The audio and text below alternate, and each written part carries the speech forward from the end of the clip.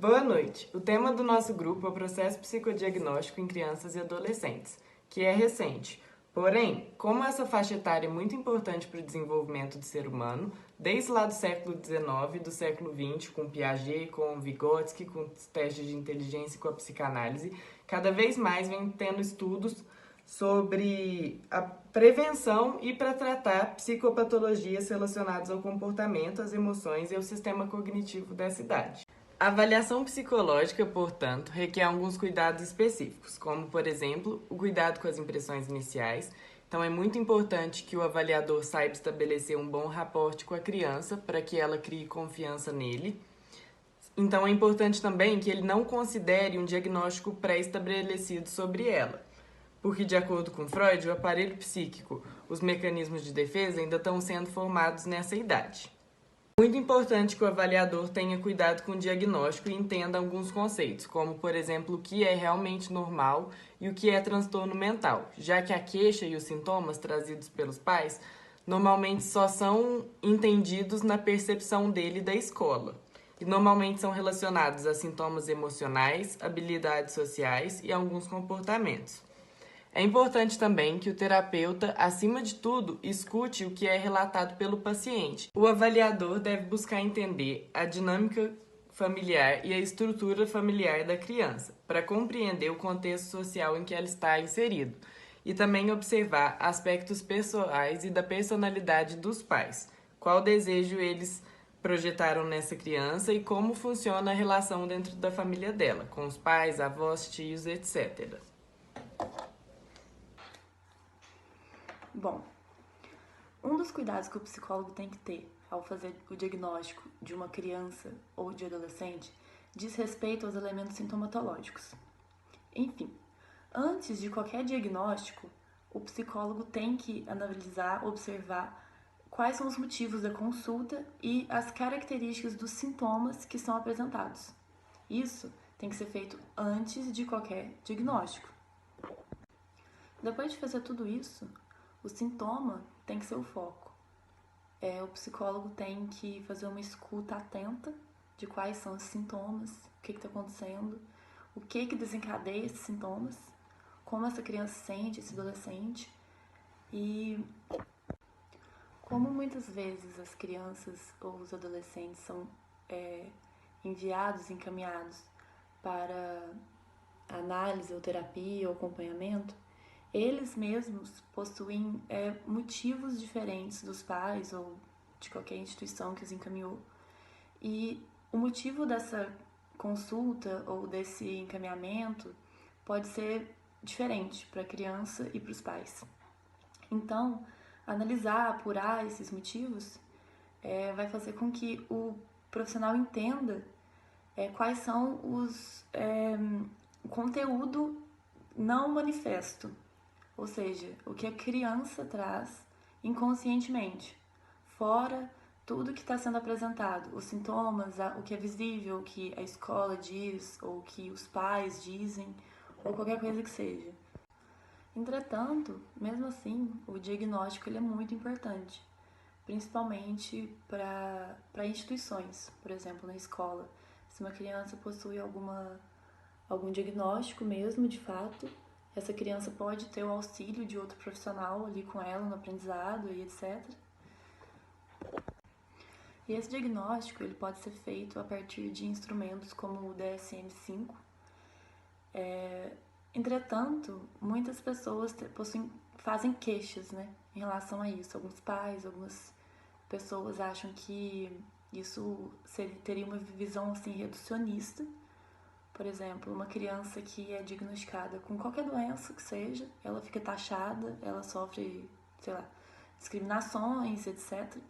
Então, muitas pessoas veem isso como uma coisa negativa. O psicólogo também tem que ter cuidado com os elementos metapsicológicos. Eles dizem respeito mais à abordagem psicanalítica e possuem foco nas relações objetais, nas fantasias da criança, do adolescente e também os processos de recalcamento. Então, é uma boa oportunidade de observar essas coisas todas, essa forma como a criança se relaciona, é a partir da brincadeira. Por exemplo, a criança ela pode ser mais rígida ou mais flexível a partir do modo como ela se relaciona com os brinquedos mesmo.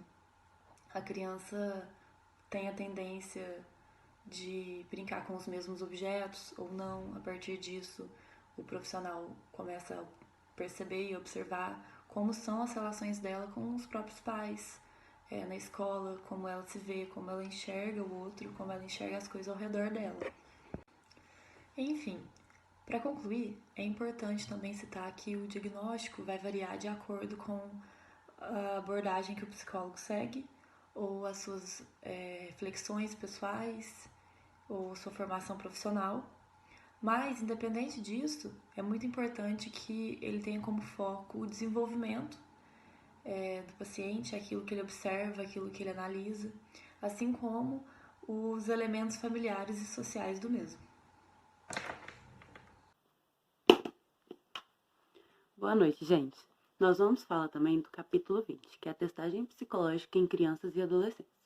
É importante levar em consideração que crianças e adolescentes estão passando por uma fase de extrema emoção. Então, todos os testes devem ser relacionados de acordo com a faixa etária dos mesmos, para que não prejudique as fases de desenvolvimento.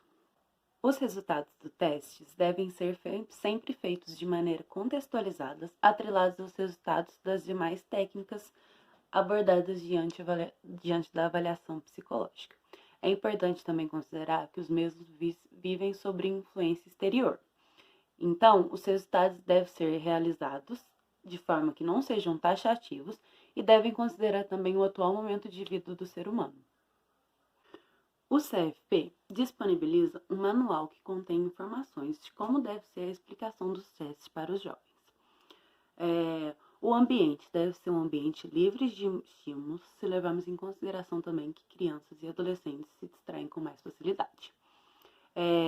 Os objetos devem ser disponibilizados de forma que facilitem o processo, com mesas e cadeiras adequadas para o tamanho. Caso o resultado obtido não seja comparado com os demais por alteração na explicação, o avaliador poderá perceber outras informações mais detalhadas sobre como a criança raciocina durante as tarefas. Os resultados dos testes devem ser sempre feitos de maneira contextualizada, atrelados aos resultados das demais técnicas abordadas diante da avaliação psicológica. É importante também considerar que os mesmos vivem sob influência exterior.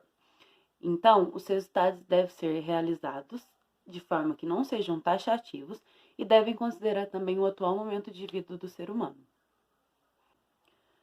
Toda dificuldade psicológica é multifatorial, ou seja, é necessário levar em consideração também a influência do contexto social, cultural e familiar do avaliando. E é isso. Ainda falando sobre o capítulo 20, temos a conversa inicial, que ela precede a testagem e é usada para criar um ambiente descontraído e de confiança entre o avaliador e o avaliando.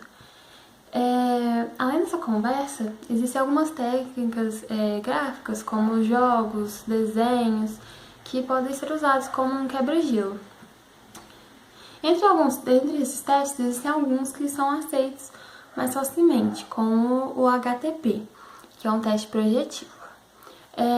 A escolha dos instrumentos e técnicas é muito importante na hora do processo avaliativo, tendo em mente que deve-se usar o instrumento de acordo com a demanda daquele paciente.